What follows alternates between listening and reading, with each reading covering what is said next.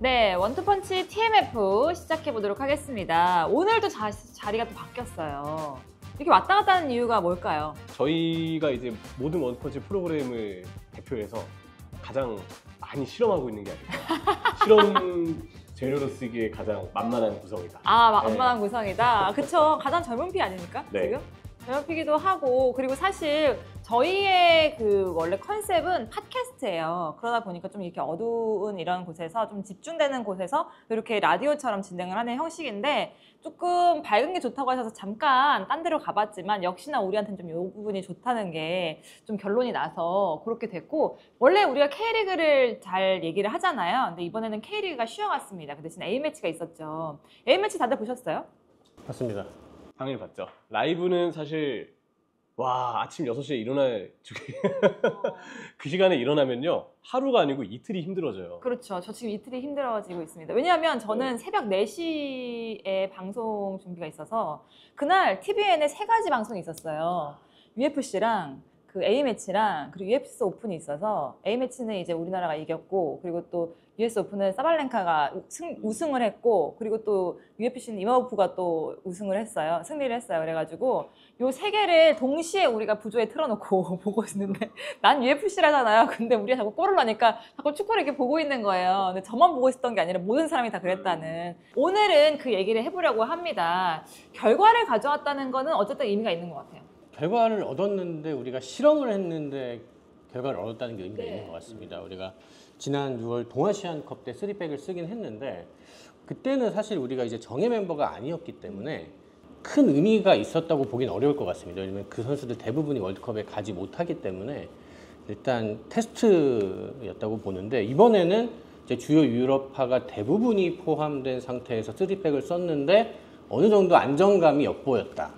라는 거는 유의미한 테스트였던 것 같고, 홍명보 감독이 일단 이게 플랜 A가 되기에는 아직까지는 뭐 이르다고 말은 했지만 우리가 상대에 따라서, 상대의 스타일이나 전술에 따라서 이 3백을 조금 더 가다듬어서 월드컵 본선에서 활용할 가능성이 생겼다는 거는 아무래도 상대팀 분석 차원에서도 조금 어려울 수가 있거든요. 네. 그러니까 이 팀은 4백을 쓸까 3백을 쓸까 요거에 대한 선택지가 굉장히 다양해진다면 월드컵에서 어느 정도 상대에게 혼선을 줄 수 있기 때문에 일단 지금 월드컵을 본격적으로 준비하는 첫 스타트 과정에서 그 정도 성과가 나왔다는 거는 좀 괜찮은 성과인 것 같아요. 이명채 위원님은 다시 보기로 보셨다고 그랬는데 또 어떤 거를 좀 유의미하다고 느꼈어요? 경기 전체적으로 봤을 때 일단 손흥민 선수가 시차에 대한 변수 없이 경기를 뛸 수 있었던 정말 모처럼의 A매치였잖아요. 계속해서 이제 미국에서 뛰고 그대로 미국 내에서 이동을 했는데 이동거리가 가까워지고 시차에 대한 적응이 없는 손흥민 선수의 상황상 표정이 일단 너무 밝아 보였고요. 그리고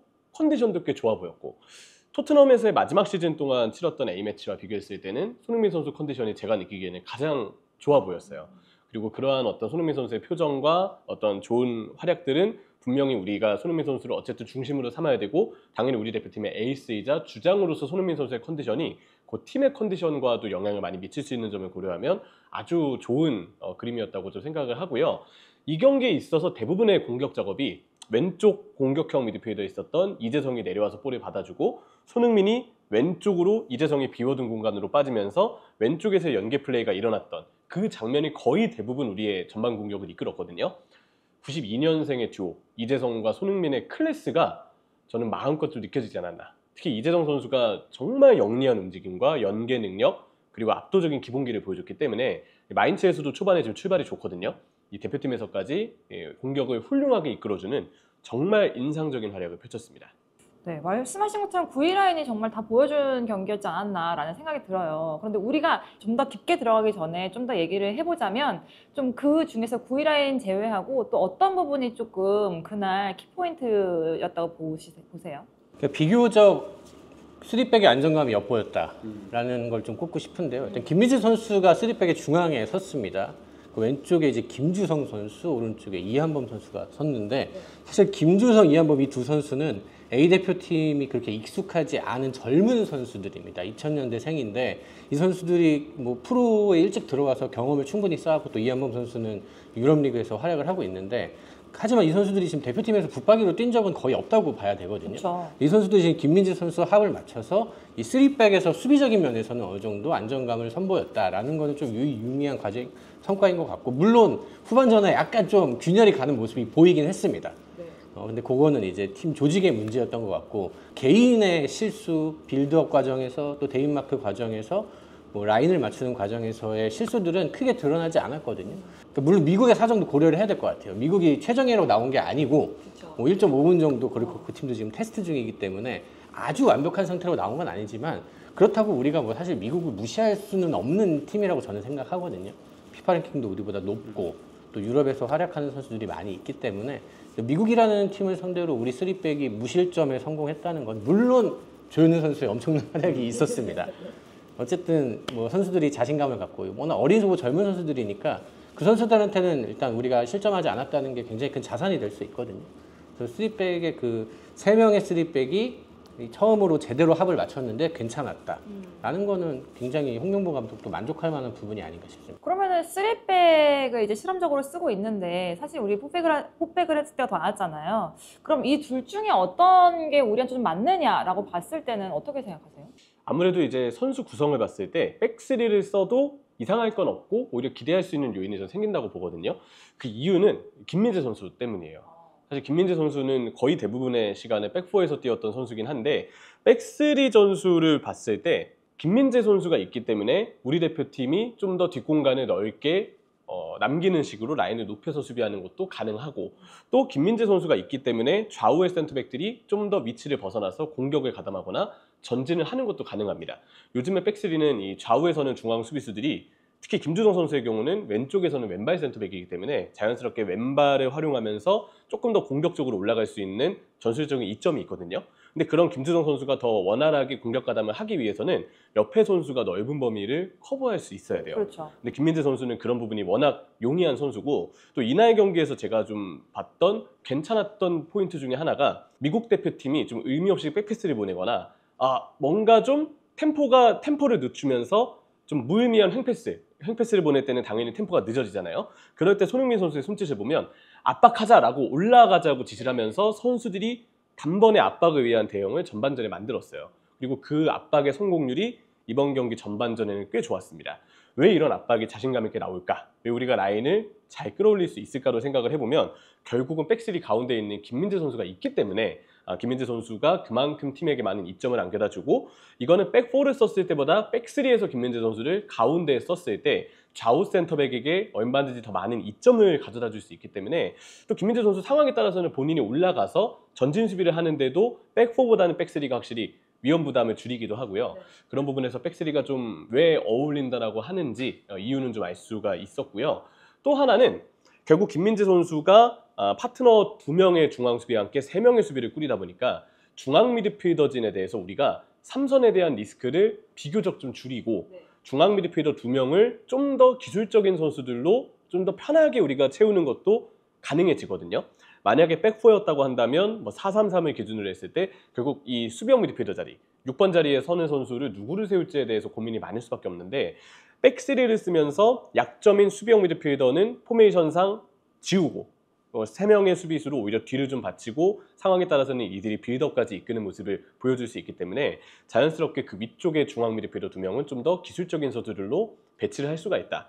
이 경기 때 나왔던 이 백승호 선수와 김진규 선수의 미드필더 조합이 저는 백3 전술이라서, 또 거기에 김민재 선수가 있었기 때문에 결성될 수 있었던 중원조합이 아니었나. 그리고 이 둘이 굉장히 이번 경기 때는 잘해줬습니다.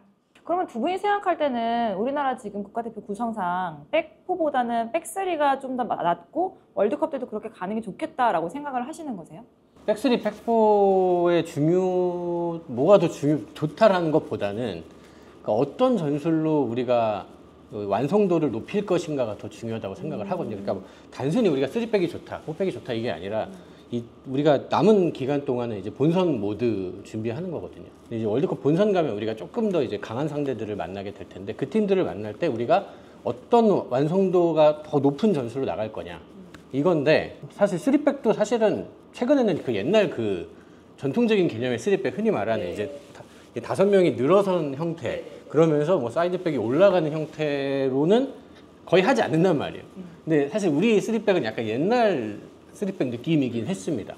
사실상 5백이 아니었나 싶을 정도로 사이드백들이 많이 안 올라가줬고, 아니면은 뭐 센터백이 올라가고 사이드백이 좁히든지 어떤 이런 형태의 좀 초심 전술? 아니 뭐니까 굉장히 클래식한 전술로 나왔다라고 보면 클래식 되겠죠. 전술? 네. 그렇게 얘기할 수 있을 것 같은데, 그러니까 사실 최근에 뭐 레버쿠젠이나 맨시티에서 했던 그런 그렇죠. 3백은 아니었죠. 물론 뭐 정답은 없습니다, 축구에. 어쨌든 그런 과정에서 나왔던 뭐 허점이라고 약점이라고 해야 될까요? 그런 것들을 이제 보완하는 게 중요한 것 같고요. 올해까지는 어느 정도 실험은 계속 할 것 같아요. 그러니까 내년 3월 되면은 그때부터는 사실상 이제 카운트다운에 들어가기 때문에 뭐 하나든 두 개든 이 확실한 컨셉으로 뭔가 더 힘을 주고 가긴 해야 될 텐데, 저는 아직은 모르겠습니다. 뭐 3백이 나은지 4백이 나은지 아직, 왜냐면 우리가 그 조금 더 강한 팀들을 상대로 4백을 또 써봐야 또 우리가 해왔던 이 4백 전술이 어느 정도 경쟁력이 있는지 확인을 할 수 있을 텐데, 그래서 저는 사실 멕시코전은 4백으로 해봤으면 좋겠거든요. 그러니까 멕시코가 되게 좋은 팀이잖아요. 되게 강한 팀이기 때문에 우리가 지금까지 해왔던 조금 더 익숙한 4백으로 했을 때 우리가 어느 정도 경쟁력을 보이냐, 이게 해보니까 아 이거 안 되겠다, 오히려 3백이 낫다 라면 이제 10월에는 뭐 3백으로 완전히 갈 수도 있는 거, 아니면 4백으로 했는데 오 괜찮아, 그럼 우리 4백도 괜찮네, 4백도 하자, 3백도 하고 다양하게 가보자 라고 할 수 있는 거거든요. 대표 선수들이 그거 할 수 있습니다. 그 정도 전술 소화할 수 있는 능력은 되거든요. 그 당연하죠. 네, 그거. 그래서 저는 뭐 지금 당장 한 가지 플랜을 하기보다는 뭐 홍명관도 이번에는 어떤 선택을 할지는 모르겠지만 일단은 올해까지는 이것저것 해보는 게 우리 팀에 도움이 되지 않을까라는 생각이 들긴 합니다. 저도 다워 기자님 말씀이 좀 되게 공감이 가는 게, 왜 홍명보 감독이 그러면 백스리를 쓸까? 여기에 대해서 한번 좀 생각을 해봐야 되잖아요. 뭐 사실 명확한 이유는 본인이 아니고서야 알 수는 없지만, 추측을 하기에는 홍명보 감독은 볼을 빼앗기고 우리가 역습을 맞을 때, 혹은 공격을 나갔다가 실패하고 수비로 전환이 될 때, 그럴 때 우리가 높은 위치에서 상대에게 공격을 허용하는 것, 역습을 허용하는 것에 대해서 되게 많이 경계하고 좀 조심스러워한다라는 느낌을 좀 받습니다. 근데 백4를 썼을 때 볼을 빼앗기고 수비 상황으로 전환될 때는 아무래도 수비 숫자가 부족하니까 우리가 더 위험 상황을 많이 노출하게 되는데, 백3를 쓰면 그냥 이론적으로 보면 백4일 때보다는 한 명이 더 뒤에 남아있잖아요. 이러한 접근에서 좀 더 안정되겠다는 생각으로 백3를 좀 선호하는 게 아닐까라는 첫 번째 이유가 좀 생각이 나고, 두 번째는 사실 요즘의 축구는 백4로 출발을 해도 변형 백3를 쓰면서 거의 대부분의 팀들이 3-2-5와 같은, 뭐 3-2-4-1과 같은 구조로 공격할 때 변형된 구조를 좀 취하거든요. 제가 볼 때는 백4에서 변형된 움직임을 가져가면서 공간을 채우는 축구를 하기보다는 3-4-3으로 출발하면 윙백 올라가고 공격진 안쪽으로 좁히고, 그럼 굉장히 쉽게 선수들의 위치가 많이 벗어나지 않으면서도 3-2-5 대형이 금방 만들어지거든요. 아마 홍명보 감독은 이 공간마다 선수들이 꼭 배치가 돼야 되는 뭐 요즘 이제 포지셔널 축구라고도 이야기를 하는데, 그러한 공간 점유에 대해서 홍명보 감독은 되게 많이 중요성을 느끼는 것 같아요. 그래서 백4를 써서 변형을 주고 그 공간마다 선수들이 움직임을 가져갈 때, 백4 쓸 때 우리 많이 봤잖아요. 동선 많이 겹치고, 혹은 동선이 뭔가 조금 패턴이 덜 짜여져 있나 싶을 정도로 아쉬울 때도 있었고, 근데 백3를 쓴 상태에서 3-4-3 형태에서 출발을 하면 3-2-5로 변형되는 구조가 굉장히 쉽고 단순해지거든요. 그런 부분에서 조금 실수가 덜해지기 때문에 그 부분에서 백3를 선호하는 게 아닐까 싶긴 하거든요. 근데 문제는 있어요. 그 공간에 선수들이 비워두지 않고 채운다는 생각을 너무 집중하게 되면 선수들이 넓게 벌어지게 되는데, 각자가 책임져야 될 공간을 서로 선점하는 방식으로 빌드업할 때 백3 넓게 벌어지고 중앙 미드필더 2명도 넓게 서 있고 하니까 공격진은 전방 올라가야 되니까 윙백이랑 같이 전방 5명을 이루는 거죠. 우리 빌드업을 할 때 간격이 너무 넓어요. 선수들이 너무 벌어져 있으니까 볼을 가진 선수가 줄 곳도 마땅하지 않고, 상대가 중앙만 위주로 압박을 하면 우리가 중원 활용을 못하고 그냥 롱볼에 몰리게 되는 상황들이 발생을 하거든요. 2-0으로 우리가 이겼지만 전반전에 얼마나 많은 빌드업 실수가 있었는지, 얼마나 불안했는지에 대해서는 사실 꽤 꼬집어야 될 경기이지 않나라는 생각도 좀 들긴 합니다. 그러니까 골 장면들은 굉장히 간결하고 컴팩트하고 좋았어요. 그러니까 특히 두 번째 골은 이제 김진규 선수부터 시작을 하는 그 과정이 너무 좋았는데, 사실 그 조금 더 내려갔을 때 시작할 때 빌드업, 그것들이 굉장히 어려웠거든요. 아무래도 우리가 수비가 3명이 서다 보니까 허리에서의 숫자 싸움에서 계속 밀리는 모습이었거든요. 그래서 그때는 사실 사이드백이 붙어주든가 뭐 이런 들의 전술 변화가, 그러니까 위치 변화가 좀 있어야 되는데, 사실 그런 것들이 없으니까 계속 이제 공이 고립이 되는 거예요. 클래식 전술이라니까요. 클래식. 그래서 사실 저는 약간 그런 것들이 좀 아쉬웠거든요. 그러니까 우리가 물론 월드컵에 가서 볼을 오래 시간 소유하고 뭐 공격적으로 무조건 해야 되고 이건 아니지만 그래도 어느 정도는 우리가 상대를 좀 이용을 해서 공을 소유를 하고 급하게 만들고 그걸 이용을 해서, 왜냐면 상대가 라인을 굉장히 높이 올린 상태에서 우리가 빌드업을 시작을 하면 사실 그거 잘 벗겨내면은 바로 우리가 뒷공간으로 나갈 수 있는 거잖아요. 앞에 손흥민 선수가 있는데 막 자꾸 막 롱볼을 때리고 막 이런 과정들이 나와버리더라고요. 그래서 그런 것들이 좀 아쉽기는 했는데. 그럼 손흥민 원톱으로 한 건 어떻게 생각하세요? 이번 경기에 대해서는 손흥민 선수의 톱 기용은 성공했다고 봐야죠. 왜냐면 손흥민 선수가 톱 자리에서 아래로 내려올 때 미국 대표팀이 전반에 이 부분에 대해서 현명하게 대처를 못했어요. 센터백으로 나온 선수가 이제 블랙몬 선수와 팀림 선수인데, 블랙몬 선수는 이번이 A매치 첫 경기였고 팀림 선수는 경험이 많은 선수긴 하지만 발이 느리다 보니까 이전에 풀럼에서 뛸 때도 그랬지만 뒷공간에 대한 수비에서 불안함이 좀 많은 스타일이거든요.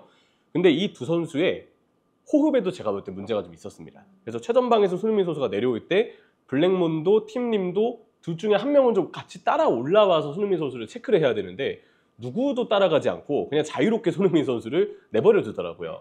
그러니까 손흥민 선수가 왼쪽으로 빠지기에도 내려와서 볼을 받기에도 굉장히 원활할 수밖에 없었던 이날 경기였었고, 저는 이 전술 자체에서 빌드업 시에 우리가 좀 고립이 되고 중앙 미드필더의 숫자도 부족하고 뭔가 압박에 대한 대처가 잘 안 되는 그런 아쉬움들이 있기는 했지만, 이재성 선수가 참 그 가운데 영리한 움직임을 보여줬기 때문에 우리가 아직 팀적으로 가지고 있던 빌드업 시의 어떤 불안점을 잘 극복하고 개선할 수 있었다고 생각을 해요. 그래서 이재성 선수의 활약도가 물론 돋보이기는 했지만 그런 이재성 선수가 왼쪽에 뛸 수 있게끔 한 것도 결국 손흥민 선수가 왼쪽이 아닌 최전방으로 갔기 때문에 이러한 상황들을 만들었다고 봐야 되니까요. 뭐 최전방 기용 자체는 그래도 괜찮았다고 봐야 되지 않을까.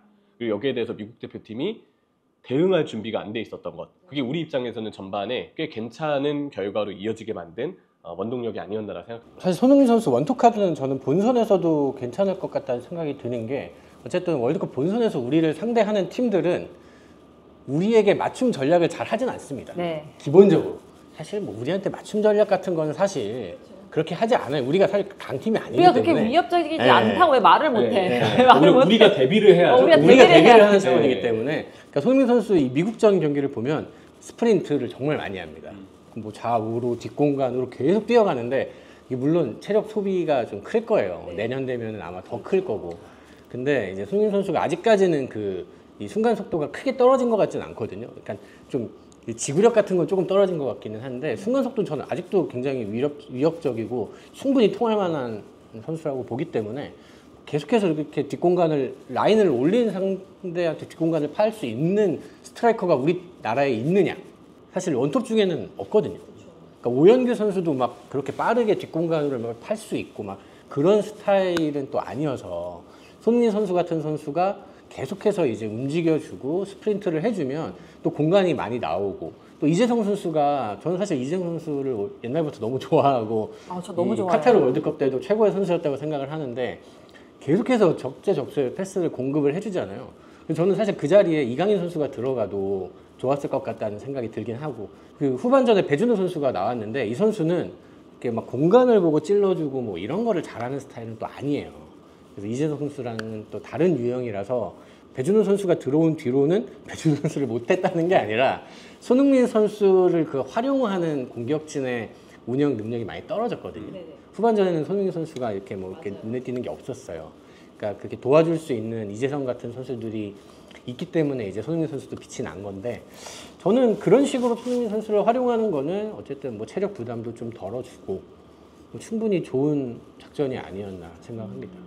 그러면 지금 여기서 한번 여쭤보고 싶은 게, 아까 그 얘기를 했잖아요. 우리가 위협적이지는 않다, 다른 팀들한테. 위협적이지 않다는 게 아니라 아니, 왜 말을 아껴요? 솔직히 사실이지. 월드컵에서 토너먼트에 올라가는 팀들은 대부분 자기 축구를 합니다. 그렇죠. 네, 쟤네가 저렇게 하니까 우리가 이렇게 해야, 이게 아니라 우리가 뭘 하냐를 가지고 나가기 때문에 이제 그런 의미지. 우리가 뭐 왜 이렇게 너무 잘해, 이 사람 오늘? 우리가 뭐 우리가- 허접하고 우리가 위협적이진 않지만 내년까지 위협적이에요. 위협적이게 될 것이 점점 돼가고 있다, 뭐 될 것이다, 이렇게 말하면 되는 거 아닙니까? 위협적이에요. 위협적인데 위협적인데 월드컵에 나오는 팀들은 그렇게 안 한다. 뭐 이런 의미죠. 네. 어쨌든 그런 가운데 우리가 데뷔도 잘해야 되고 정말 제가 말한 것처럼 위협적인 팀이 점점 돼가야 하는데 그런 상황 속에서 어느 정도 경쟁력이 있을 거라고 좀 보세요?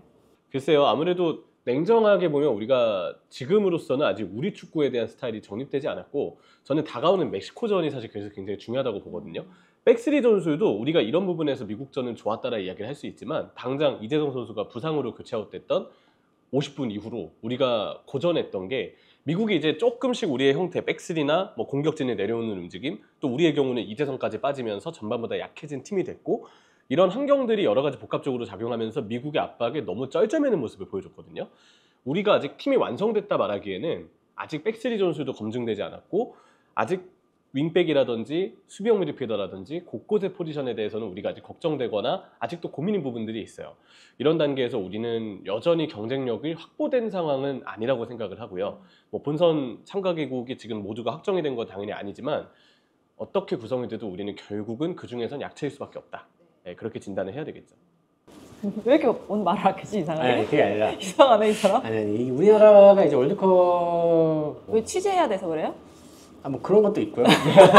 그러니까 잘했으면 하는 바람이 크죠. 그렇죠. 그건 당연히 네, 누구나 왜냐면은 아직까지 제가 우리나라가 이 대회에서 망했다라고 해본 적은 없어요, 사실. 뭐 아시안 게임이나 월드컵이나 뭐 20세 월드컵이나 이런 거 갔을 때 대부분 저는 성공적인 대회를 보고 와서 실패의 처참함을 경험해보지 않았거든요. 네네. 근데 사실 그게 취재진도 되게 막 힘들어요. 그럼요. 막 선수들 막 이렇게 된 거 가서 인터뷰해야 되고. 근데 드라마틱한 변화가 과연 있을까라는 생각을 하긴 하거든요. 그러니까 지금 월드컵까지 이제 1년이 안 남았죠. 9개월 정도 남았죠. 9개월 남았는데 끌어올릴 수 있는 끌어올려? 네. 끌어올리는데 저는 한계치가 정해져 있다고 생각을 해요. 우리가 만약에 지금 뭐 15다 라면은 뭐 한 20 정도까지는 올라갈 수 있겠지만 갑자기 막 50이 되고 막 70이 되고 이럴 수는 없다고 생각하거든요. 그 과정을 얼마나 밀도 있게 진행을 할 것인가가 중요한데 어쨌든 홍명보 감독이 그 월드컵에서 실패하는 경험이 있잖아요. 뭐 실패도 그냥 보통 실패가 아니라 정말 그 처절한 실패를 한 경험이 있기 때문에 그래서 저는 이 홍명보 감독이 지금도 이번에도 뭔가 새로운 전술을 실험해 봐야겠다. 그리고 새로운 선수들을 우리 팀에 데려와 봐야겠다. 그래서 뭐 옌스 카스트로프도 데려오고 뭐 김주성, 이한범 이런 어린 선수들, 젊은 선수들도 끌어다가 쓰고 한다고 생각을 해요. 그래서 그 학습 효과가 있기 때문에 그거를 바탕으로 얼마나 이 오답 노트를 잘 보면서 월드컵을 준비할 것인가가 관건이 될 것 같고 그래도 우리가 뭐 경쟁력이 그렇게 없는 팀이라고 생각하지는 않거든요. 네네. 우리도 뭐 그래도 유럽에서 뛰는 선수들 많이 있고 또 홍명보 감독이 사실 뭐 여론이 많이 안 좋고 비판을 많이 받지만 그래도 나름 그 올림픽에서 동메달 딴 감독입니다. 그래서 큰 대회에서 토너먼트까지 가서 이제 메달을 딴 경험이 있어서 그런 역사들 본인의 역사들을 얼마나 잘 돌아보면서 월드컵을 준비하느냐가 관건이 되지 않아요. 저는 지금부터는 사실 홍명보 감독의 역량에 달려 있다고 생각을 합니다. 선수들의 능력보다는 감독의 역량이 지금부터는 더 중요한 시기가 아닌가 생각합니다. 옌스가 이제 처음으로 얼굴을 좀 보이면서 굉장히 긍정적인 평가를 받았거든요. 아무래도 옌스 카스트로프의 장점은 활동량, 에너지를 불어넣어줄 수 있다는 점 끊임없이 뛰거든요. 그리고 이 미국전 30분 동안의 시간에도 옌스 카스트로프가 그런 플레이는 많이 보여줬다고 생각을 합니다. 더 공격적으로 뭔가 펼쳐줄 수 있었으면 좋았을 텐데 우리가 팀적으로 미국에게 그 30분 동안 계속해서 고전을 했기 때문에 그 시간에 어떤 전진이 안 된 부분을 오로지 옌스 카스트로프에게만 얘기할 수는 없는 문제라고 생각을 하고요. 오히려 그 시간 동안에도 옌스 카스트로프가 보여준 플레이는 볼을 주고 혹은 볼을 받아야 될 때 확실히 끊임없이 움직이더라고요. 계속 볼을 받을 수 있는 위치를 확보하기 위해서 또 공을 가졌을 때 좀 간결하게 주위 동료들을 활용하면서 풀어주는 모습까지 옌스 카스트로프만의 좋은 기술과 경기에 임하는 이 선수만의 어떤 성실한 태도 이런 부분이 느껴져서 보는 재미는 충분히 좀 안기지 않았나라고 생각을 하고요. 근데 약간 걱정됐던 건 활동량이나 투지는 너무 좋은데 간간히 좀 무리해서 태클이 쉽게 나가는 경우들이 있더라고요. 기다리거나 약간 붙어주기만 해도 되는 위험 지역에서도 무리하게 태클이 나갔다가 반칙을 내주는 이런 상황들이 카드 위험이 있었는데 있다. 그렇죠. 카드 위험이나 아니면 특히 우리가 가장 조심해야 되는 건 월드컵과 같을 때 위험 지역에서 세트피스를 내주는 게 되게 안 좋거든요. 이 카스트로프 선수의 성향이 다소 좀 위험 지역에서 그런 위기 상황들을 내줄 수 있겠다는 생각도 좀 들어서 후반에 실제로 한 차례 네. 프리백을 내주긴 했습니다. 그 색깔 앞에서. 그런 반칙 빈도를 어떻게 상황에 따라서 좀 줄일 수 있을지 아마 이런 부분들은 옌스 카스트로프도 더 성장을 해야 될 위치가 아닌가라고 좀 보고 있습니다. 네, 좀 들은 게 있나요? 그 옌스 선수는 그러니까 홍명 감독이 어떻게 보면 굉장히 작정하고 뽑은 선수죠. 네. 왜냐면은 이 축구협회 소속까지 변경해 가면서 선발을 할 정도로 이렇게 굉장히 신경을 써서 관찰을 해서 뽑은 선수니까 이 홍명보 감독이 카스트로프 선수를 뽑은 것도 이 3백을 염두에 뒀다고 생각을 해요. 왜냐면은 우리가 지금 이번에 활용한 3-4-3 포메이션 같은 경우는 이 중앙 미드필더가 딱 2명밖에 없기 때문에 이 두 선수가 다 잘해야 되거든요. 어쨌든 우리가 황인범 선수는 사실상 거의 주전으로 분류를 한다면 이 황인범 선수 옆에서 설 수 있는 수비도 잘하는데 그렇다고 뭐 패스도 못하면 안 되고 공격도 좀 하고 또 왔다 갔다 할 수 있는 박스 투 박스 형태의 미드필더가 필요한데 지금 우리가 생각을 해봤을 때 우리나라에 과연 이런 유형의 중앙 미드필더가 존재하는가? 사실 없거든요. 네. 이번에 뽑힌 뭐 서민우 선수라든지 뭐 백승호, 김진규 이런 선수들도 자기의 장점이 있는 거지 막 황인범 선수 옆에서 막 정말 막 왔다 갔다 하면서 기동력 있게 뛰어다니기는 어려운 유형이에요. 그래서 저는 홍명보 감독이 그것까지 염두에 두고 뽑은 선발이라고 생각하고 그렇게 알고 있습니다. 카스트로프 선수가 어쨌든 이번 경기에서 어느 정도 그 정도의 가능성을 보여줬다고 생각을 하고요. 뭐 이 선수가 조금 투박하기는 해 보이는데 어쨌든 지금은 아직 어린 선수잖아요. 지금 이제 월드컵까지는 어느 정도 성장할 여지도 있고 그리고 이제 막 첫 경기를 했습니다. 이제 호흡을 거의 맞추지 않은 상태잖아요. A매치 충분히 치르다 보면 또 각자의 유형도 파악하게 될 거고 뭐 10월 달에 황인범 선수가 들어오게 된다면 또 이제 서로 이제 뭐 이런 선수구나 뭐 합도 맞추면서 맞춰갈 수 있는 여지가 있기 때문에 좀 관심 있게 꾸준히 좀 지켜봐야 되지 않을까 생각합니다. 또 조금 이번 미국전에서 인상 깊었던 선수나 기대가 되는 선수 이런 선수도 있었을까요? 뭐 기대보다는 약간 아쉬웠던 부분이라면 뭐 앞서 잠시 이제 다워 기자님께서 말씀해 주실 때도 언급이 좀 됐었지만 백스리의 핵심은 결국 윙백이 있거든요. 근데 우리가 이태석과 서령우 선수의 어떤 터치나 공격 빈도를 과연 백스리를 쓰고 있는데도 우리가 많이 볼 수 있었느냐. 근데 그러지는 못했습니다. 우리 오른쪽의 경우는 뭐 이동경 선수나 이강인 선수가 오른쪽 공격형 미드필더로 있다가 아래로 내려오면서 볼을 넓은 공간에서 받아주고 그럴 때 중앙 미드필더였던 뭐 김진규나 아니면 교체 투입된 옌스 카스트로프가 이강인, 이동경이 있었던 그 오른쪽 공격적인 위치로 올라가면서 둘의 위치가 좀 바뀌는 부분 전술을 보여주긴 했는데 근데 이때도 사실 윙백이 참여되는 장면은 거의 없었거든요. 사실 오른쪽 측면 공격에 있어서는 윙백이 활용되면서 같이 측면에서 수적우를 만들고 전진해 나가는 과정이 필요한데 아직 우리가 선수들의 동선이나 합이 이태석도 서령우도 이 선수들이 갖고 있는 각가지의 장점을 잘 활용했는가에 대해서는 조금 의문이 남더라고요. 사이드백 말씀을 하시니까 후반전에 그래도 우리가 오른쪽에서 사이드백이 유의미한 장면을 만드는 게 몇 차례 좀 나오긴 있었습니다. 그 정상민 선수가 들어간 후에 나왔어요. 그렇죠. 그러니까 서령우 선수가 빠지고 이제 정상민 선수가 들어갔는데 정상민 선수 확실히 좀 의욕이 굉장히 강하더라고요. 내가 뭔가 보여주겠어. 내가 그래서 되게 적극적으로 돌파하고 크로스하는 모습이 나왔는데 저는 되게 좋게 봤거든요. MLS 진출하고 이제 미네소타에서 사이드백으로 뛰기도 했어요. 윙백으로 좀 소화를 했기 때문에 그리고 이제 본인이 지금 뭐 찬물 더운 물 가릴 때가 아니잖아요. 월드컵을 가고 싶은 마음이 훨씬 크기 때문에 난 사이드백으로도 나갈 수 있다라는 의지가 되게 강해요. 이 정상민 선수가 우리가 이 K리그에서 익히 봐왔던 그 폭발적인 스피드 요게 굉장히 큰 장점이라고 저는 생각을 하거든요. 이강인 선수가 오른쪽에 섰을 때 정상민 선수가 굉장히 빠르게 오버래핑을 한다면 분명히 그 이강인 선수가 만들어줄 수 있는 부분들이 있잖아요. 예를 들어 우리가 PSG에서 이강인과 하키미가 합을 맞추는 게 굉장히 좋듯이 저는 그런 식으로도 활용할 수 있다고 생각을 하거든요. 뭐 수비력이 약간 딸리긴 하겠지만 일단 3백이기 때문에 그 정도 리스크는 어느 정도 감수할 수 있다고 생각을 합니다. 정상민 선수가 만약에 어느 정도 존재감을 발휘할 수 있다면 서령우 선수는 또 왼쪽으로 갈 수가 있잖아요. 멀티플레이어니까. 또 그게 또 에너지가 있잖아요. 사실 지금 현대 축구에서는 뭐 기술이나 뭐 전술 소화하는 게 중요하지만 에너지 레벨을 굉장히 중요하게 생각하는데 이 정상민 선수는 그 측면에서 봤을 때는 굉장히 짧은 시간이지만 돋보였다. 좀 이렇게 볼 수 있을 것 같고 홍명보 감독도 상대들 조금 더 써볼까라는 생각을 하지 않았을까 싶긴 합니다. 그럼 국가대표 이야기를 이제 하다가 보니까 우리가 K리그를 지금 프로그램을 계속 하고 있잖아요. 그럼 K리그 얘기를 좀 해보도록 해요. 7월 달에는 이제 국내파 선수들 위주로 뛰었고 지금 해외파 선수들이 많이 들어왔는데 이번 경기에서는 의존도가 아직까지 높은 건 사실이지만 우리가 좀 주목해봐야 될 K리거들 그리고 얼마나 좀 K리거들이 많이 성장했는지도 좀 얘기 나눠볼 필요가 있을 것 같아요. 아무래도 사실 우리에게는 계속해서 K리거 선수들이 활약이 필요하고 네. 또 대표팀 차출이 필요한 이유는 언제까지고 우리가 대회 기간 중에 주전 선수들만 쓸 수는 없고요. 그리고 우리의 뎁스는 당연히 K리거 선수들이 많이 채워줘야 되기 때문에 그런 부분에서 우리가 계속해서 대표팀에서 이 선수들을 눈여겨보고 지켜봐야 된다는 생각을 일단 하고요. 이번 경기에서 가장 돋보였던 K리거는 역시 김진규 선수였죠. 네. 김진규 선수가 미드필더 지역에서 백승호 선수 옆에서 활발하게 전진해주고 적재적소에 아주 좋은 템포의 공격 전개를 해주면서 기점을 좀 만들어주는 그런 상황들이 김진규 선수가 굉장히 많이 해냈는데 저는 뭐 김진규 선수도 그렇고 또 우리 입장에서는 사실 센터백도 미드필더도 가능한 박진섭 선수도 상황에 따라서 우리가 충분히 어떤 식으로든 전술에 따라서 박진섭 선수가 필요해지는 순간들이 좀 분명히 올 거라고 생각을 하거든요. 부상이 최근에 있긴 했지만 사실 강상윤 선수도 지금 클럽팀에서 보여주는 전북에서 보여주는 활약을 보면 우리가 중앙 미드필더에서 에너지나 연결고리 역할을 좀 더 같이 채워줄 수 있는 선수가 필요할 때 분명히 쓸 수 있는 제목이라고 좀 보이거든요.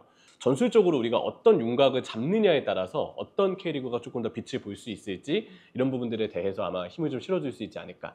사실 이번 경기 때 김주성 선수가 왼쪽 센터백으로 나왔는데 얼마 전까지만 해도 K리거였죠. FC 서울에 있었고 이제 산프레체 히로시마로 떠났기 때문에 계속해서 이제 전술의 틀이 명확해지고 나서 우리 선수들이 어떤 선수들이 좀 더 중용이 될지에 따라 대해서 더 구체적인 윤곽이 나오지 않을까. 정다은 기자님은 K리거들을 옆에서 바라보고 있잖아요. 그런 부분에 있어서 조금 더 얘기할 부분이 많을 것 같아요.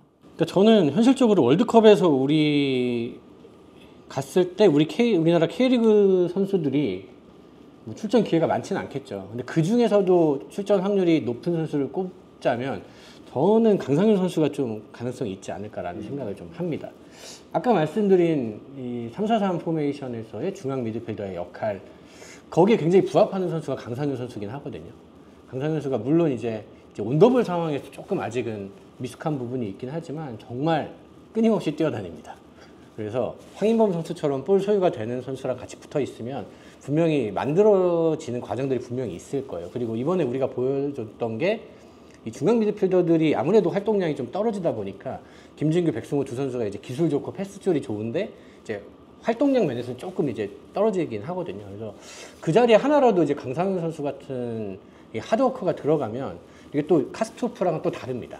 카스트로프 선수는 약간 이제 터프하고 우직한 맛이 있다고 하면 강상윤 선수는 이제 굉장히 정말 영리하게 박지성 선수처럼 정말 주고 뛰어가고 그러니까 빈 공간을 계속 찾아다니는 스타일이에요. 그러니까 뭐 우리 팀에 지금 이재성 선수라든지 이강인 선수라든지 이렇게 이제 패스가 좋은 선수들이 이제 주변에 있으면 강상윤 선수 조금 더 빛날 수 있다고 생각하거든요. 저는 올해 전북이 잘 나가는 가장 큰 이유 중에 하나가 저는 강상윤 선수의 존재라고 생각을 합니다. 저는 전북이 작년까지 계속 병장 축구했다고 생각하는 사람이라 어쨌든 강상윤 선수가 들어오면서 굉장히 팀이 돌아가는 그 엔진의 윤활유 역할을 한다고 생각을 해서 강상윤 선수를 굉장히 좋아하는데 이 선수가 대표팀에서도 저는 일정 부분 어느 정도 역할을 할 수 있다고 봅니다. 부상을 당했고 또 이제 사실 교통정리해야 될 것들이 되게 많아요. 지금 뭐 23세 지금 진행 중인데 23세 챔피언십도 있고 뭐 여러 가지들이 있지만 그래도 이 선수는 월드컵에서 우리가 충분히 좀 활용할 만한 가치가 있지 않을까 라는 생각을 좀 합니다. 그리고 김천을 잘 나가게 한 이동경 선수도 출전 가능성이 꽤 있는 선수이지 않을까. 이동경 선수는 슛을 조금 더 과감하게 시도하면 좋을 것 같아요. 대표팀 가니까 조금 살이더라고요. 그래서 여기서 이제 때릴 타이밍인데 손흥민 선수한테 밀어주더라고요. 그래서 저는 이게 저 선수가 충분히 때려도 되는데 이제 아무래도 대표팀 경기고 마음껏 하지는 못한다는 느낌이 자신을 들더라고요. 과소평가하나? 그러니까 좀 더 조심스럽겠죠. 대표팀 경기니까 왜냐면 그 공 하나하나가 너무 소중하니까 K리그에서처럼 과감하게 슛을 못 때리는 느낌이 들더라고요. 근데 저는 뭐 이동경 선수 충분히 우리가 이 도쿄 올림픽에서도 봤지만 뭐 국제 무대에서도 통하는 흔히 말하는 빠따를 가지고 있기 때문에 저는 또 이게 연결해서 말을 할 수 있는 게 좀 V라인이 계속 잘하고 있잖아요. 그 말은 그 밑에 있는 친구들이 아직까지는 뭔가를 만들어주거나 이럴 수 있는 여력이 아직은 안 된다라는 얘기기도 하거든요, 결국에는. 근데 우리가 아까 말씀드렸다시피 좀 그게 우리 국가대표의 숙제이기도 하고 그런 부분에서 조금 더 어린 친구들을 데리고 간다라고 하면은 뭐 한 명씩 꼽자면 누가 있을까요? 저는 센터백 중에 신민아 선수 한번 경험하게 해줘도 되지 않을까? 라는 생각이 들긴 하는데 사실 월드컵은 경험하는 자리는 아니니까. 근데 내년이니까요. 신민아 선수는 잘 성장하고 있고 이 선수가 포백도 할 수 있고 또 쓰리백도 할 수 있습니다. 비슷한 실력이라면 이 어린 선수들 데려가서 그러니까 카타르 월드컵 때 제가 아직도 기억나는 선수가 이제 이 오연규 선수예요. 오연규 선수. 오연규 선수가 이제 번호 없는 선수였거든요. 그때 당시에 이제 이 엔트리에는 못 들어서 근데 이제 훈련 파트너 개념으로 이제 같이 간 거예요. 근데 그게 그 선수한테 얼마나 너무 경험이죠, 소중한 거예요. 진짜. 그 선수는 거기서 그냥 형들이랑 같이 다니면서 관중석에서 경기 보고 또 훈련할 때 또 같이 움직이고 이런 게 너무 좋은 거예요. 월드컵 뛰지도 않았는데. 근데 월드컵 엔트리에 들어간다고 생각을 하면 얼마나 큰 도움이 되겠어요, 성장에.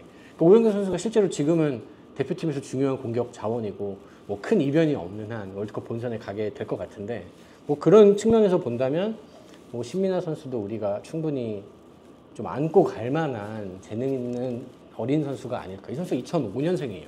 대학교 들어갈 때 아니에요? 제가 00학번이니까요. 제가 대학교 들어갈 때 태어난 선수인데 지금 너무 잘하고 있으니까 전 이런 선수도 좀 전략적으로 한번 데려가도 좋지 않을까? 이 백스리 선수들이 되게 적합한 선수라고 보거든요. 신민아 선수가 강원에서 뛸 때 보면 변형 백스리를 만든 상태에서 스토퍼 자리, 그러니까 볼을 갖고 전진하고 볼을 뿌려주는데 굉장히 부드러운 기술을 갖고 있거든요. 그래서 저도 우리나라의 다른 센터백들 물론 좋은 유망주들이 많지만 신민아 선수만큼 뭔가 자기만의 개성이 있고 자기만의 강점이 있고 지금 현대 축구에서 딱 필요로 하는 이 플레이들을 굉장히 잘 보여주는 선수였다고 생각을 해요. 지금도 그런 플레이들을 자신감 있게 보여주기 때문에 저도 신민아 선수는 좀 주목해 볼 만한 재능이 아닌가라고 좀 보고 있고요. 원래 좀 추천하고 싶었던 어린 선수가 사실은 물론 신민아 선수보다는 좀 나이가 있긴 하지만 강상현 선수였거든요.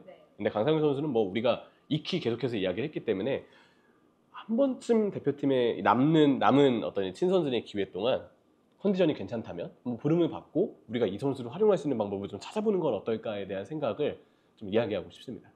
지금 그럼 우리가 이제 마지막으로 막 여기 우리 국가대표팀에서 누가 데리고 올 것이며 어떤 조합이 맞냐 막 이런 얘기를 했잖아요. 그럼 마지막으로 지금 우리가 가장 적합한 베스트 11을 얘기해 주세요. 전체 주전 포함해서죠. 빠르게. 3-4-3 이번 포메이션을 네네. 기준으로 하겠습니다. 네. 그냥 왼쪽 이재성, 가운데 손흥민, 오른쪽 이강인 하고요. 중앙에는 황인범. 아, 이거 한 자리가 참 고민인데 저는 강상현 하겠습니다. 강상현. 그리고 좌우 사이드백으로 뭐 이태석, 설영우 그냥 하고요. 3백 그대로 하겠습니다. 골키퍼도 그대로. 그러니까 저는 지금 가장 예, 근데 물론 이제 황인범 선수가 좀 빠진 게 많이 아쉬워서 이번에는 황인범 선수가 뭐 들어오고 그 옆에 이제 강상현이 붙어 있으면 저는 내년 월드컵에 괜찮을 것 같거든요. 강상현 선수 정도면. 왜냐면 저는 이 선수를 신인 1년차 때부터 봤는데 그 지금의 성장세면은 월드컵에서도 어느 정도 경쟁력이 있지 않을까 생각을 해서 그렇게 하겠습니다. 정다하 기자님 말씀하시는 동안 굉장히 고심고심하고 뭔가 고민에 빠진 모습인데요? 폭탄이 온 느낌이네요. 저도 백스리가 일단 지금 우리 대표팀에는 낫다고 좀 판단을 하고요. 이한범 선수가 최근에 그래도 소속팀에서 경기를 좀 뛰고 있더라고요. 그럼 내년쯤 됐을 때는 더 성장을 하고 이한범의 프로필을 보면 우리한테 분명 필요로 한 센터백진이라고 봅니다. 그래서 저도 골키퍼 조현우에 백스리는 김주성, 김민재, 이한범. 저는 이 조합이 시간을 일단 좀 두고 보긴 해야 되겠지만 괜찮은 조합인 것 같아요. 특히 김민재 선수가 있을 때 김주성과 이한범이 더 성장을 해야 되겠지만 이번 경기 때 선발로 나온 데 있어서는 저는 어느 정도 홍명보 감독이 주전으로 바라보고 있기 때문에 그림이 좀 그려져 있는 게 아닌가라 생각을 하고 왼쪽은 이태석 선수가 맞을 것 같고 오른쪽은 개인적으로는 백스리에서 오버래핑을 시킨다면 차라리 좀 김문환 선수가 지금 한 번쯤 써보면서 김문환의 공격성, 속도를 한번 활용해보면 어떨까라는 생각이 저도 들어요. 요거를 좀 고민을 했어요. 김문환 선수가 3백에서 굉장히 좋거든요. 그 세밀한 플레이가 잘 되는 선수여서 또 그거 보는 맛이 있고 이 선수가 또 월드컵 한 번 경험했잖아요. 그때 네이마르였나요? 네, 네이마르한테 네이마르한테 아를 먹였잖아요. 네. 김문환 선수가. 그런 것도 김민환 선수 충분히 경쟁력 있다고. 그리고 미드필더는 그래도 황인범 선수가 당연히 빠져서는 안 되겠고 옌스 카스트로프가 그래도 저는 궁극적으로는 선발에 좀 들어올 것 같아요. 네, 옌스 카스트로프와 황인범 사이즈가 사실 좀 더 큰 선수가 있어야 되는데 미드필더가 2명뿐이니까 그럴 때 부족함을 센터백들이 채워주는 게 중요하겠죠. 그래서 김민재 선수를 활용한 백스리가 필요하다고 주장을 하고요. 3톱은 이재성, 손흥민, 이강인 네, 이렇게 일단 3명으로 좀 간주하고 싶습니다. 아 근데 제가 쓰리백에 잠깐 아까부터 생각했던 게 있는데 아 이렇게 또 바꿔? 아 그러니까 요것도 바꿔요? 있다. 요것도 있다. 요것만. 옵션이다. 네, 쓰리백. 저는 박진서 선수를 쓰리백의 중앙에 놓고요. 네, 왼쪽에 김주성, 오른쪽에 김민재를 두는 것도 좋은 생각이라고 좋은 아이디어라고 저는 생각을 하거든요. 왜냐면 박진서 선수가 이 위아래로 왔다 갔다 하는 게 가능해요.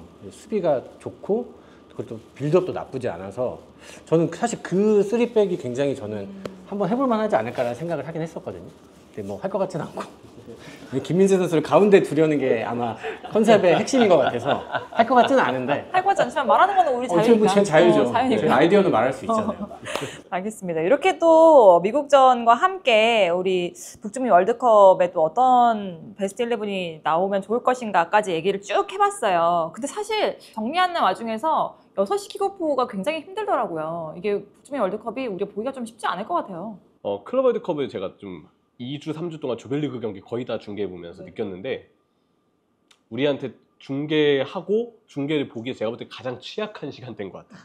정말 힘들더라고요. 차라리 밤늦게 뭐 네. 새벽 1~2시, 3시 여기까지는 괜찮은데 그리고 시청자분들도 거의 이제 대부분은 사실 유럽 축구를 보시는 분들이니까 그쵸. 유럽 시차는 그래도 적응을 하신 분들이 많으시거든요. 근데 미국 시차는 진짜 또 다른 이야기라서 눈 비비고 일어나자마자 이 아침 6시 우리 이제 해가 뜰랑말랑할 때 물론 6월이면 이제 해는 이미 떠 있겠지만 그 컨디션으로 경기를 보는 게 정말 쉬운 근데 그게 뭐 우리 나이 대 분들은 다 기억을 하지만 94년에 미국 월드컵 때 그걸 다 학교에서 봤단 말이에요. 그러니까 독일전은 새벽이었고 이제 볼리비아 스페인전은 다 학교에서 봤어요. 형 나는 몰라 이런 눈빛으로. 당시 이제 국민학교 시절인데 태어나기 전이라 국민학교 시절이죠. 국민학교 시절인데 국민학교가 뭐예요? 네, 그때 다 아침에 봤잖아요. 기억나시죠? 저 기억 안 나요. 안 보셨나 보네. 별로 안 봤으니까 기억이 안 나는 거예요. 그러니까 어쨌든 우리가 아는 시차이긴 합니다. 아는 시차이긴 한데 좀 아침 걸리고 이러면 사실 직장인 분들은 좀 난감할 수도 있을 것 같아요. 근데 사실 이게 우리가 성적만 좋으면 뭐 갑자기 나라가 새벽 6시에 기상이 맞춰지고 그렇게 되는 거니까. 그리고 뭐 6시 뭐 이런 시간도 있지만 뭐 10시, 맞아요. 뭐 9시 막 이런 시간대도 맞아요, 있거든요. 맞아요. 그래서 오히려 더 나을 수도 하루를 있어요. 시작하기가 네. 좋을 것 같아요. 기분 좋게 시작해야 되는데, 네, 그렇죠? 그래서 우리가 이제 어느 시차에 걸리느냐가 이제 뭐 중요하겠죠. 자, 정말 마지막으로 멕시코전 관전 포인트. 멕시코는 저는 이번이 약간 미국전이 동아시안컵 기준으로 첫 경기 중국전이랑 좀 비슷한 점이 많았다고 봐요. 그날 중국의 모습이 한국이 백스리를 썼어? 그때 백스리를 처음 썼던 날이거든요. 아예 준비조차 못한 느낌이었어요. 생각을 못한 거죠. 백스리를 나올 거라고. 근데 제가 볼 때 미국도 후반전에 미국이 좀 나아지긴 했지만 전반에 되게 고전했잖아요. 어느 정도 우리의 백스리 출격에 대해서 잘 예상한 느낌은 아니었어요. 네. 그러다가 후반전에는 우리의 수를 알고 좀 더 미국이 대비를 하면서 우리 경기력이 많이 밀렸었는데 멕시코는 분명 우리가 백스리를 쓸 거라는 거 예측을 해올 거고 저는 멕시코전도 왠지 백스리가 아닐까. 그리고 혹시 백포라고 해도 이재성이 지금 햄스트링 쪽을 잡고 교체 아웃이 됐기 때문에 경기를 못 뛸 가능성이 있거든요. 그게 우리한테는 좀 큰 문제를 일으키지 않을까. 멕시코는 미국보다 더 좋은 조직력을 가지고 있는 팀이고 그렇기 때문에 우리를 상대할 때 우리의 수를 또 알고 있기 때문에 백스리가 됐건 백포가 됐건 우리를 좀 많이 괴롭히지 않을까. 이게 어떻게 우리가 타협박을 하고 빌드업 해나가는지가 가장 관건이지 않을까 싶습니다.